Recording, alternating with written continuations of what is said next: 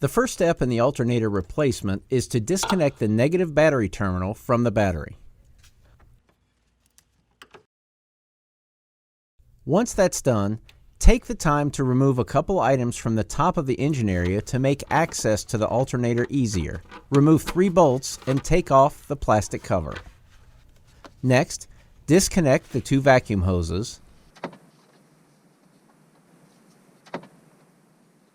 Now disconnect the sensor connection.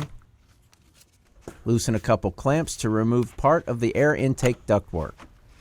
Now you can get your hands and tools into the alternator area much easier. The next step is to use a tensioner tool to release the tension on the serpentine belt. Once the tension is released, just remove the belt from the alternator pulley. This is a great time to check for belt wear, and in most cases, we recommend replacing the belt while doing the alternator project since it's already off the vehicle and we have good access to reinstall it. Next up, remove the electrical connections to the alternator. In this case, the clip on one of the plugs is hard to see, so we use a mirror to get a better look at the tab to determine whether it's a push or pull clip to release the connector. Release the clip and remove the plug. Now disconnect the positive cable connected to the top rear of the alternator. Pull back the rubber boot covering the connection and remove the nut that connects the wire to the stud on the alternator connection. Remove the bottom mounting bolts from the alternator. Access here is a bit tight, but take your time and you'll do just fine. Put the bolts in a safe place so we can reuse them later. On the 2000 F150, there's a mounting plate on top. Just remove the bolts where the plate connects to the vehicle. Carefully remove the old alternator from the front of the engine, and we're halfway done.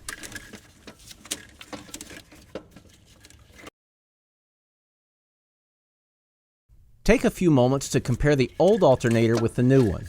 Make sure the electrical connections are in the same spot on both alternators and all of the mounting holes match. In this case, we need to transfer that top mounting plate to the new alternator to reuse it. And transfer this little plastic connector cap from the old to the new one. Carefully put the new alternator in place. Go ahead and install the bolts on the top mounting bracket, but leave some play in them. That allows some room to wiggle the alternator to get the bottom mounting bolts into the holes. Make sure you're using the correct torque specs to ensure you don't over or under tighten the alternator mounting bolts. Go back and tighten the top bolts that we left loose on the bracket. Reconnect the electrical connection and the positive cable to the red terminal. Once the positive cable is installed, put the rubber boot back in place over the connection.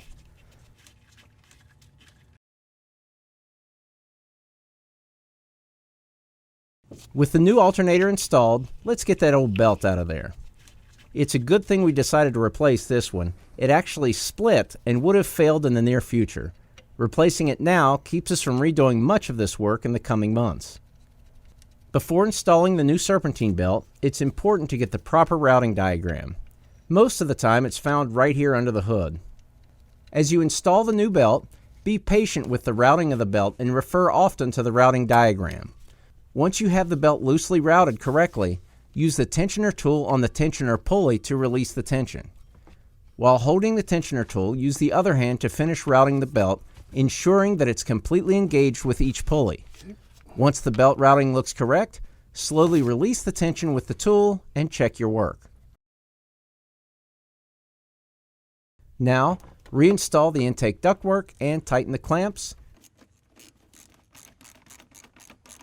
Reconnect the vacuum hoses and the sensor connector. Finally, reinstall the plastic cover and tighten the 3 bolts. Now, reinstall the negative battery terminal and start the truck. Check your voltage to the battery and ensure your alternator is charging properly, and you're done.